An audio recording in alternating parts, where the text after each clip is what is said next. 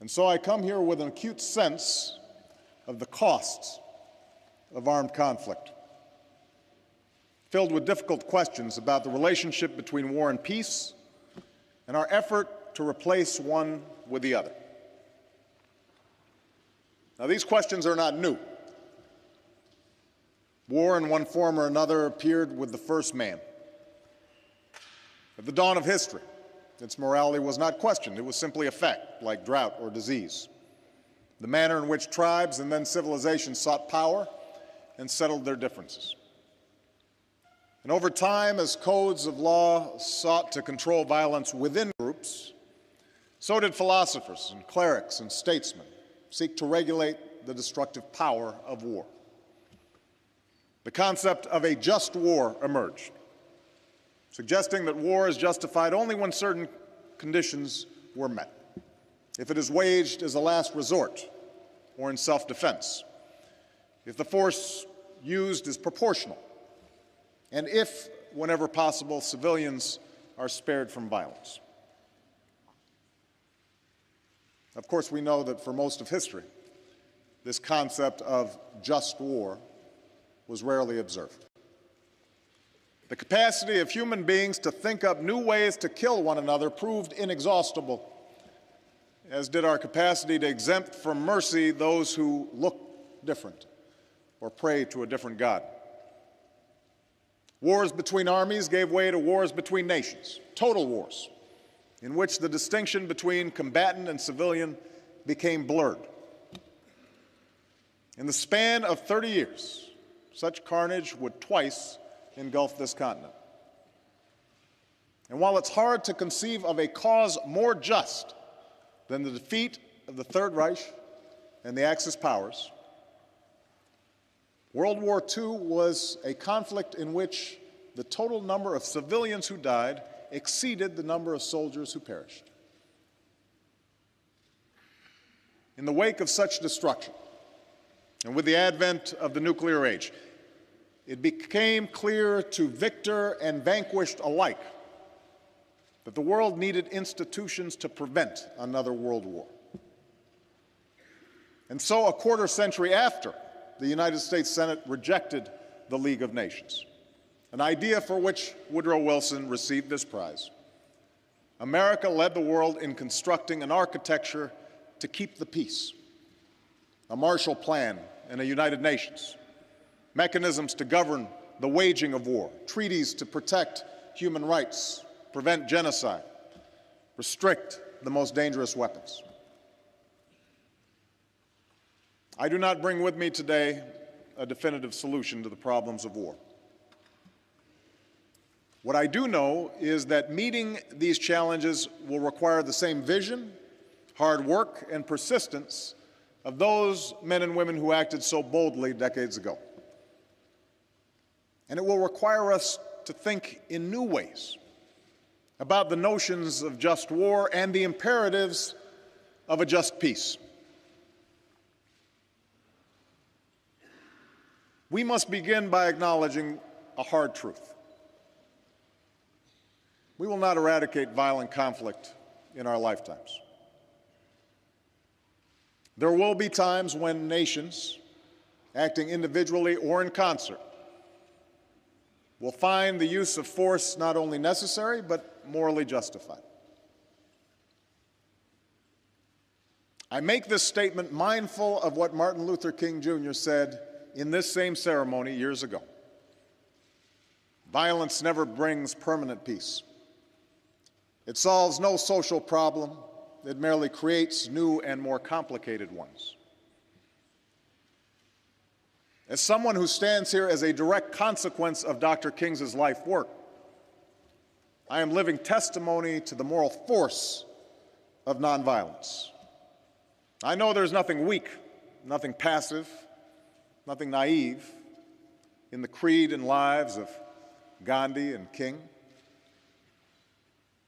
But as a head of state, sworn to protect and defend my nation, I cannot be guided by their examples alone. I face the world as it is and cannot stand idle in the face of threats to the American people. For make no mistake, evil does exist in the world. A nonviolent movement could not have halted Hitler's armies. Negotiations cannot convince al-Qaeda's leaders to lay down their arms.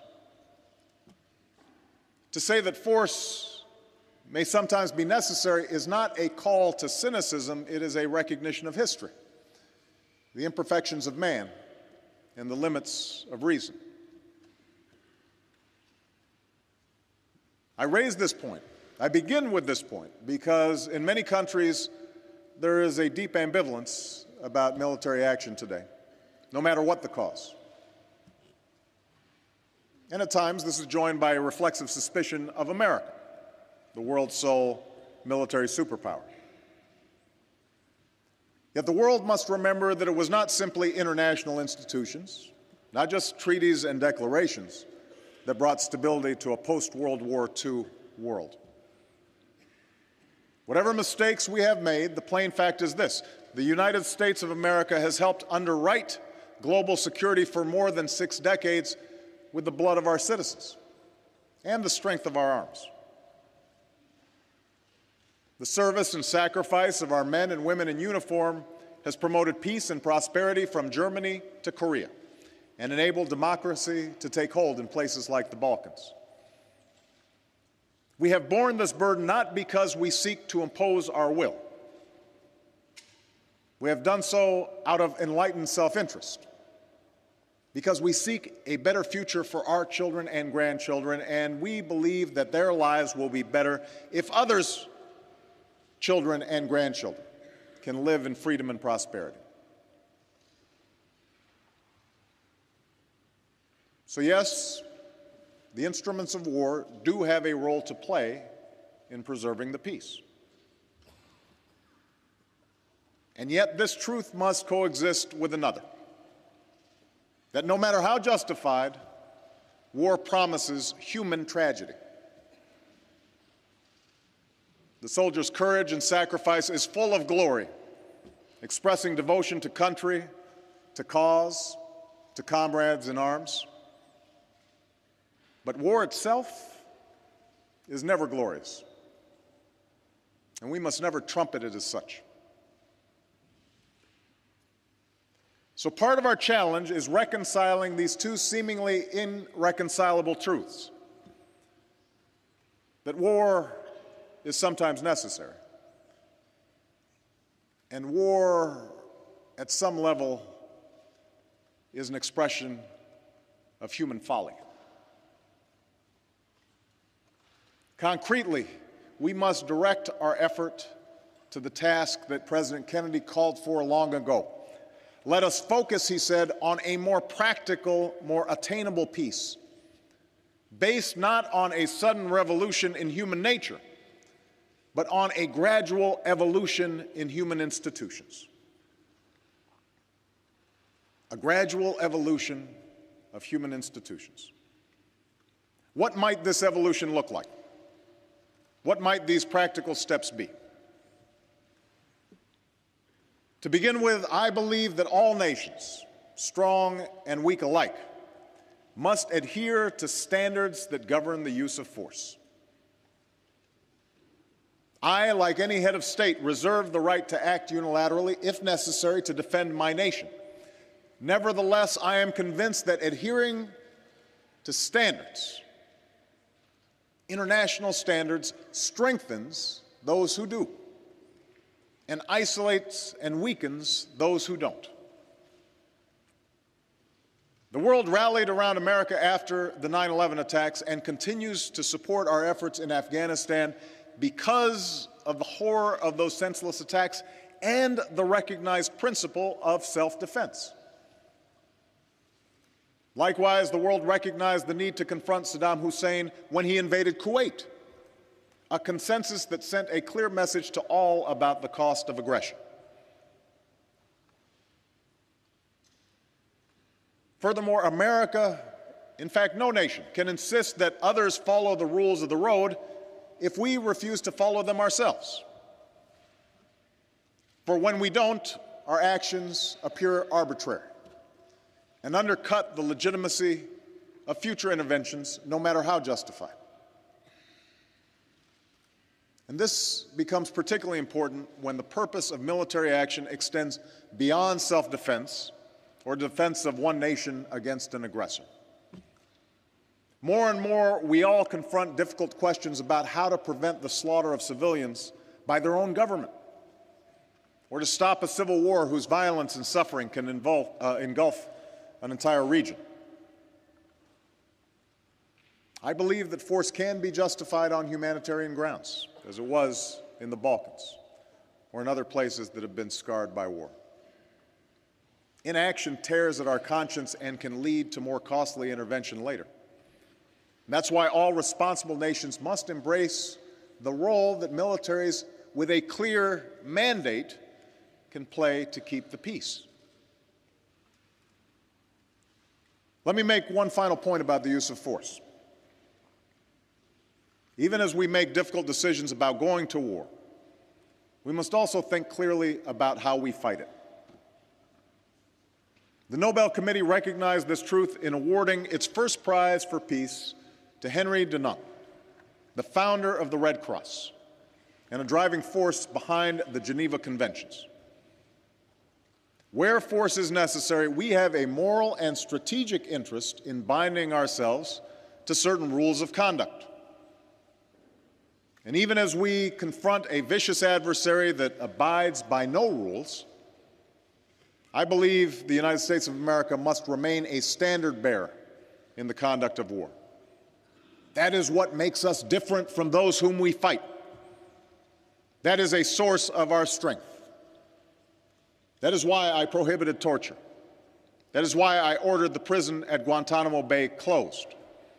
And that is why I have reaffirmed America's commitment to abide by the Geneva Conventions.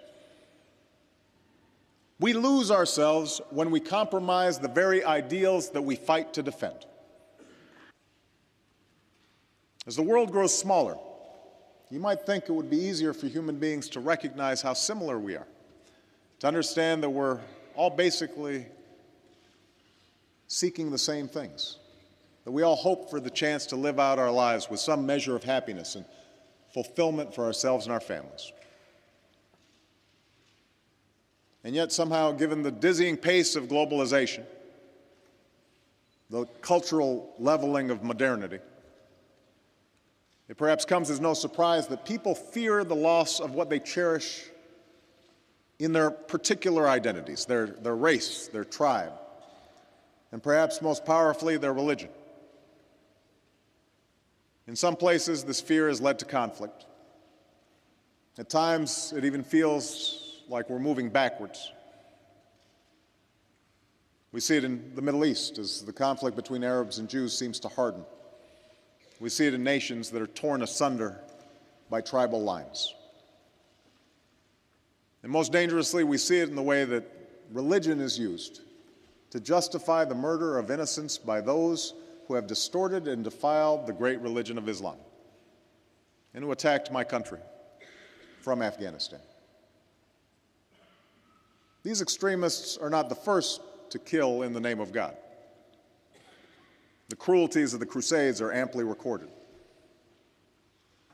But they remind us that no holy war can ever be a just war. For if you truly believe that you are carrying out divine will, then there is no need for restraint, no need to spare the pregnant mother, or the medic, or the Red Cross worker, or even a person of one's own faith. Such a warped view of religion is not just incompatible with the concept of peace, but I believe it's incompatible with the very purpose of faith. For the one rule that lies at the heart of every major religion is that we do unto others as we would have them do unto us. Adhering to this law of love has always been the core struggle of human nature. For we are fallible. We make mistakes and fall victim to the temptations of pride and power and sometimes evil. Even those of us with the best of intentions will at times fail to right the wrongs before us. But we do not have to think that human nature is perfect for us to still believe that the human condition can be perfected.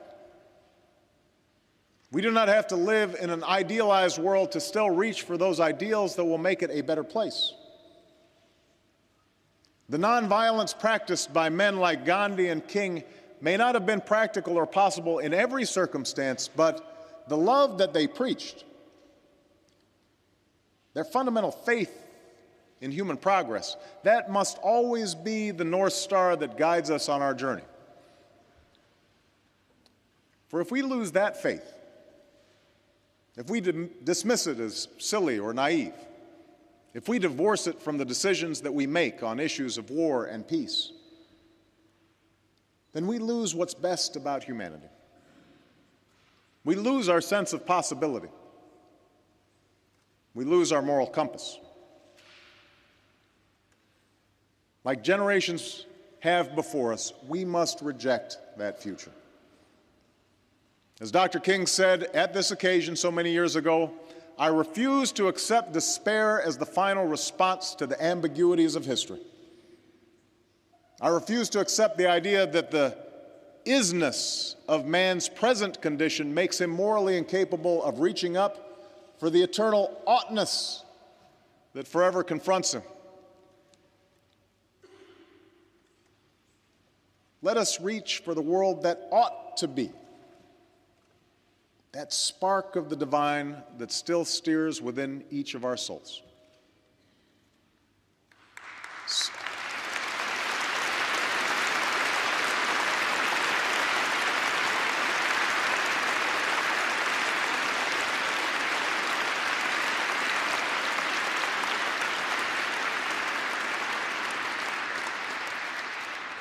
Somewhere today,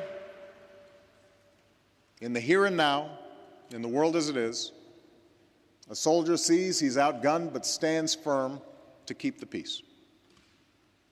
Somewhere today, in this world, a young protester awaits the brutality of her government but has the courage to march on.